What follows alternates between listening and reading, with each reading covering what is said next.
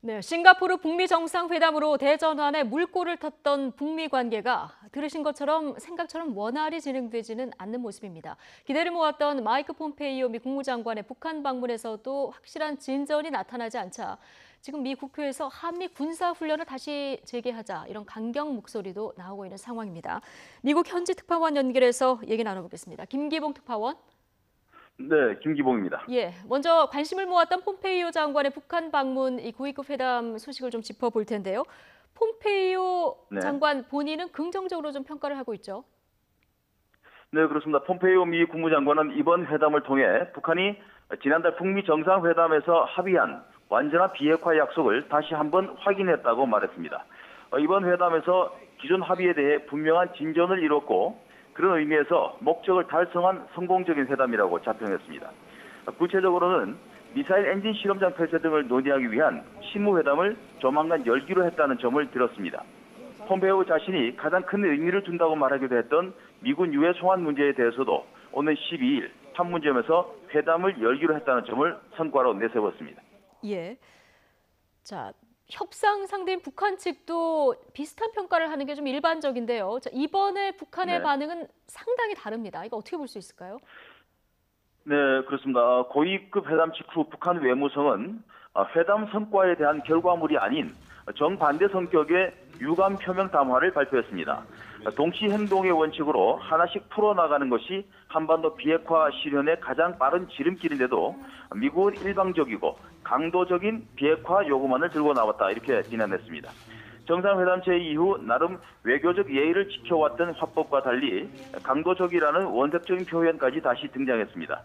북한은 그러나 트럼프 대통령에 대한 신뢰를 아직 간직하고 있다고 밝혀 판 자체를 먼저 흔드는 모양새는 취하지 않았습니다. 예. 자, 이게 같은 회담인데요. 회담에 참석한 양측 당사자가 각각 다른 평가를 하는 모양새 아니겠습니까? 자, 이번에 그런데 네네. 김정은 위원장과의 만남도 관심이 없는데 이 만남도 없었습니다. 네, 그렇습니다. 이번 회담이 시작될 때만 하더라도 폼페이오 장관이 김정은 위원장을 만날 것으로 예상됐습니다.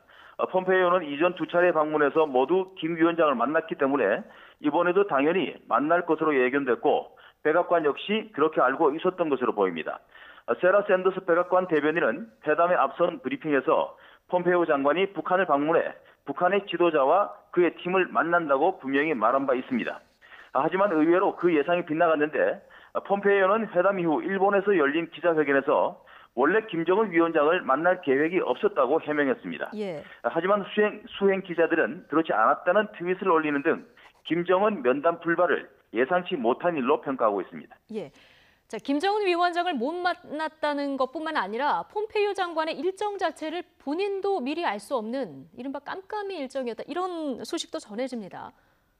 네, 그렇습니다. 이번 회담에 폼페이오 장관을 동행 취재한 블룸버그 통신의 니콜라스 워더험 기자의 글을 통해서 확인된 사실인데요.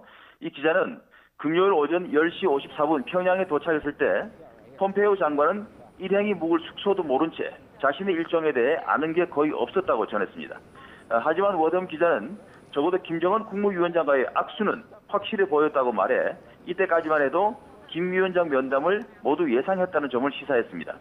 그리고 실제 일행의 숙소는 원래 예상과 다른 평양 외곽의 게스트하우스였다면서 이는 30시간에도 못 미치는 혼란스러운 방북의 출발이었다 이렇게 표현했습니다. 그만큼 이번 회담이 북한이 통제하고 주도하는 형태였음을 보여주는 대목으로 읽힙니다. 네, 북미 정상회담의 실질적 이행의 시금석으로 간주됐던 이번 회담, 결국 겉으로 보기에는 손에 잡히는 소득 없이 끝난 것으로 보이는데요. 미 국내 여론은 지금 어떻게 돌아가고 있습니까? 네, 일단은 이번 회담 이후에 대북 강경파와 회의론자들의 목소리가 더 붉어지는 모습입니다. 대북 강경파인 공화당 중진 린지 그레임 상원 의원은 폭스뉴스와의 인터뷰에서 이번 회담에서 나타난 북한의 강경 입장에는 중국의 입김이 작용했을 것으로 추정했습니다. 그레임은 자신은 북한 전체에 뻗치고 있는 중국의 손을 본다며 중국이 북한을 압박한 것은 미중 무역 전쟁에 대한 적대감이 원인일 수 있다 이렇게 분석했습니다. 그러면서 중국이 미국을 다치게 하는 것보다 미국이 중국을 더 다치게 할 수 있고 무역 전쟁에서 쓸 수 있는 총알이 중국보다 많다며 중국을 원흉으로 몰아세우는 모습을 보이기도 했습니다. 예. 또 상원정보위원회의 로이 블런트 의원과 상원 군사위원회 소속 조니 어니스트 의원 등은 미국이 한미 군사 훈련을 양보한 것은 큰 잘못이라며 훈련을 재개해야 한다 이렇게 목소리를 내기도 했습니다. 예. 그런데 사실 뭐 이번 회담 이전에도 비핵화를 위한 북한의 실질적인 움직임이 없다. 이런 회의론이 미국 내 일부에서 이제 고개를 들고 네. 있었던 건 사실인데요. 분위기가 더 네. 강경해졌다 이렇게 볼 수 있을까요? 예, 현재로서는 그럴 가능성이 높아 보입니다. 특히 북한의 핵시설이 오히려 증강되고 있다는 정보기관들의 주장이 회담 며칠 전부터 불거져 나오면서 대북 강경 분위기가 더 강해졌습니다. CIA 등 정보기관 인사들이 북한이 미국을 속이고 있다 이렇게 언론에 대고 말하는 상황까지 왔습니다. 트럼프 대통령은 물론 이런 비판을 페이크 뉴스의 근거 없는 비난이라고 규정하며 비판론을 일축하고 있습니다. 하지만 단지 회담 이후 상황이 이전의 위기 상황보다 나아졌다는 원론적인 설명 이외에 당초 궁극적인 목표였던 완전한 비핵화를 어떻게 이룰 것인지에 대해서는 진전된 언급이 없는 상태입니다. 예. 자, 그렇다면은 앞으로 북미 협상 이거 어떻게 전개될 것으로 전망됩니까? 네, 북한 주도의 밀고 당기기가 계속되지 않을까 하는 분석이 유력해 보입니다. 그러니까 북미 정상회담 이후 북한이 이뤘다 할 비핵화의 진전된 모습을 보이지 않는 점과 또 이번 회담에서도 오히려 강경해진 모습을 보인 것, 이 모든 것이 북한의 계획된 전략이다 이런 분석도 있습니다. 미국이 원하는 완전한 비핵화를 처음부터 너무 쉽게 해줄 경우 반대급부로 얻어야 할 체제 보장과 제재 해제, 경제 지원을 받아내기가 쉽지 않을 수 있다는 판단으로 보입니다.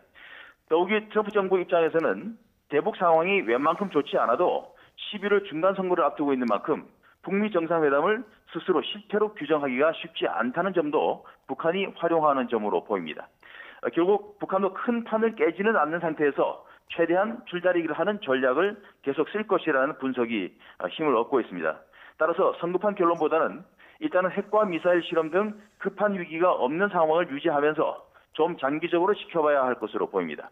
다만 북한의 줄다리기가 자칫 잘못된 신호를 계속 줄 경우 뜻하지 않게 관계 냉각으로 시달릴 수 있다는 우려도 나오고 있습니다. 예, 70년 적대 관계 뭐 한 걸음에 풀리겠습니까? 비핵화 협상 굉장히 양측의 주장이 다르기 때문에 좀 어려운 건데 말씀하신 대로 좀 장기적 관점으로 지켜봐야 되겠다 이런 생각은 드네요. LA 김기봉 특파원이었습니다.